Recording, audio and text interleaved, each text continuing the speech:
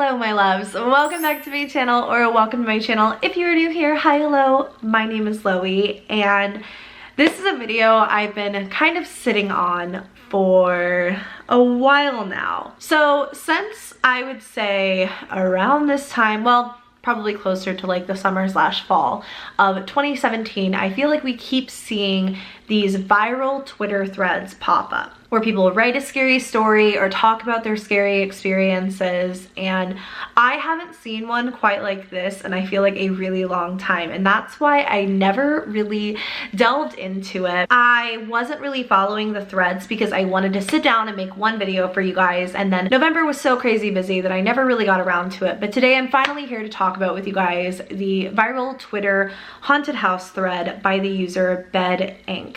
Now, this user had a completely normal Twitter thread before all of this started, and basically just came out one day sharing her experience of her haunted house. There's not much build-up I can give to this except that there's a lot of video, a lot of just evidence behind what she's saying, a lot of recordings, and she just really goes through and details everything that's happened at her haunted house. I suggest you get a drink or a snack, cozy on up, and let's talk about a scary viral Twitter story for the first time in a while.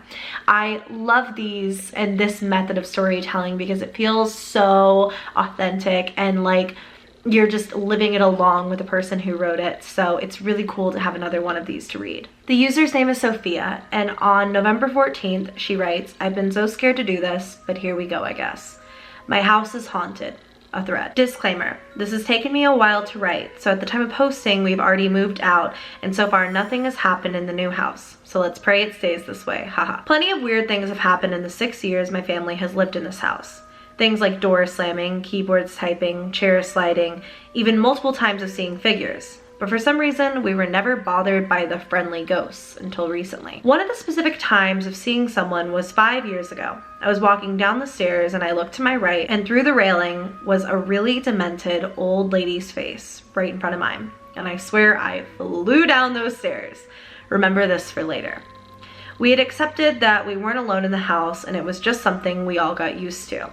But that all changed 5 months ago, when my mom, sister, and I heard a voice of a man upstairs yell, "Gigi!"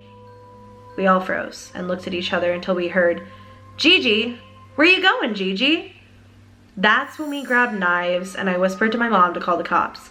My sister and I tried to carry our conversation so the man wouldn't hear my mom on the phone with the police, and we were scared that he'd get mad and come down to hurt us.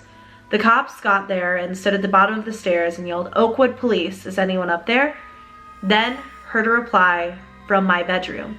"Yeah, I'm here." That confirmed to them that a human was in fact upstairs, and they commanded that he show himself. He replied saying, "I'm right here," but no one was visible. At this point, the cops decided to send the K9 unit up there to get him because they were afraid of him being armed, so they didn't go up themselves. From the front porch where I had been this whole time, I heard the dog bark and immediately felt relief, thinking they had caught him. The truth was that they had the dog bark to try to scare the guy into showing himself, knowing that the dog would cause some serious injuries. When the man had no response to the bark, they sent the dog up.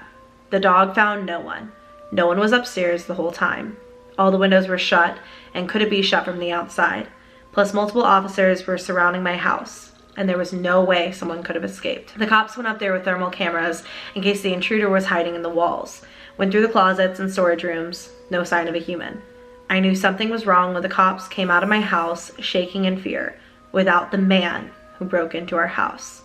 They came up to my family who was waiting outside and said how scared they were, how nothing like this had ever happened, and advised us to move out or at least call a minister. The chief of police stayed with us while we packed our things. There's also a police report that she's included a screenshot of here. "Sir, on 6/12/2018 at approximately 15:07 hours, I responded to," and the address or name or whatever has been, scratched out here, "on a report of an unknown adult male in an upstairs bedroom. Officer Ortel and I arrived on the scene to meet the complaint, later identified as Michelle Bediink, at the front door. Bediink stated that the male voice was asking for Gigi. Blank and I entered the residence and announced ourselves as police officers. I yelled for anyone in the home to make themselves known. An adult male voice was heard briefly responding from the upstairs. The voice did not respond to any other repeated commands. A perimeter was set around the home. Blank requested a canine to the scene, and Deputy Blank responded shortly thereafter with Canine Gunner. The entire home was subsequently searched by the canine and all officers on the scene. No persons were found in the home that were not already accounted for. Multiple secondary searches were performed with nothing found. No signs of forced entry noted.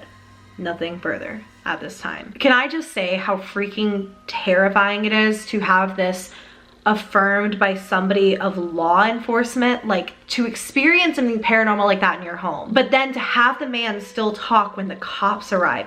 Like that, literally there are chills all over my body. Like I cannot begin to imagine how terrified they must have been. I would have thought it was a real person up until then too. After that, we contacted Liz, an aunt of a family friend who cleanses houses of spirits and demons. She has been all over the world doing this and is one of the most trusted cleansers. I've heard this before, so I'll just say it now. No, it isn't a scam.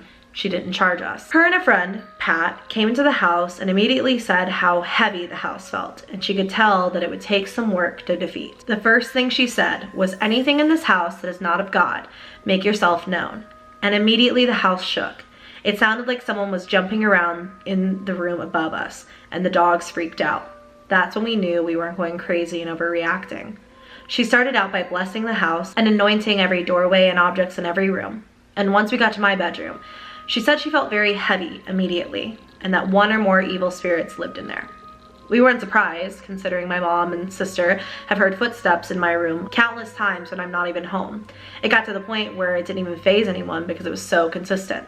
We knew something was up in there.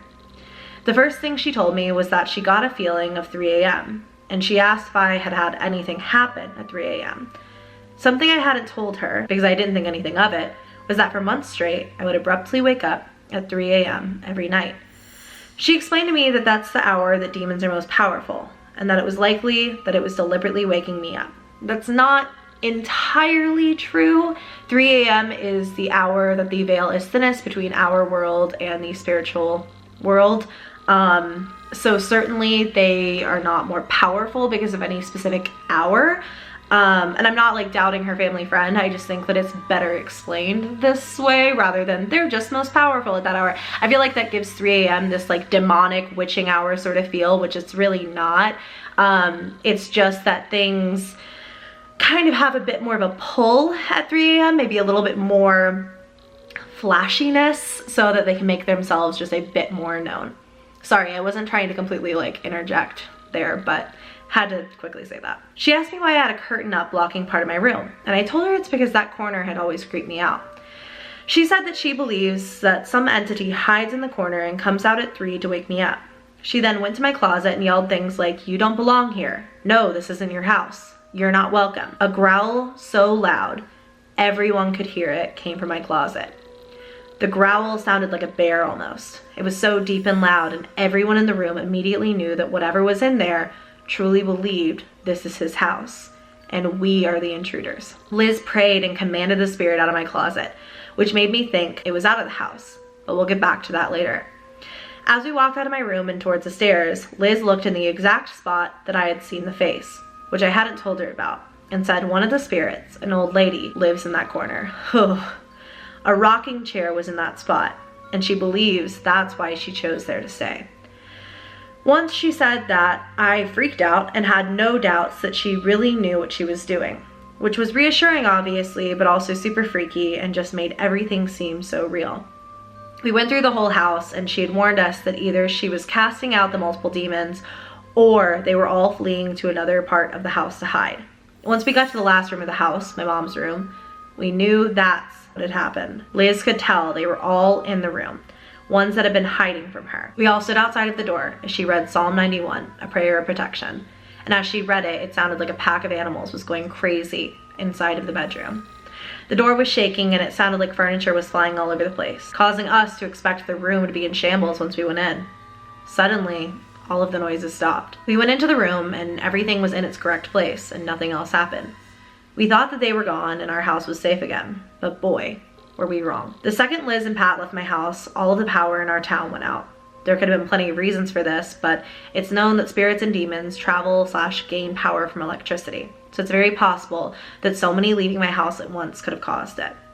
Everything was fine for a few days until it got worse. It's stated in the Bible that once a demon leaves, it's possible that it will come back with 7 stronger than itself.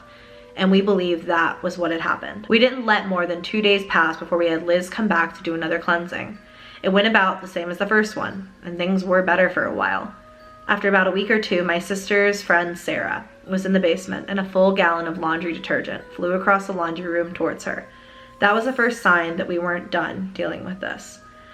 That night Sarah was in bed and felt my dog get onto the bed with her. Looked over and the dog wasn't even in the room. Shortly after, we called a priest. He went through the house and blessed every room and said that everything was gone and we didn't have to worry anymore. We were very relieved, considering it had been about a month that we were scared in our own house. Things got better for a while. Then in the beginning of August, they got worse than ever. It started with my mom hearing the original Gigi voice again. It's a very distinct voice. She was taking the dogs out before she went to bed and heard from the room right next to her on the porch, "Oh, the dogs are out." Even though it wasn't anything threatening, she rushed inside.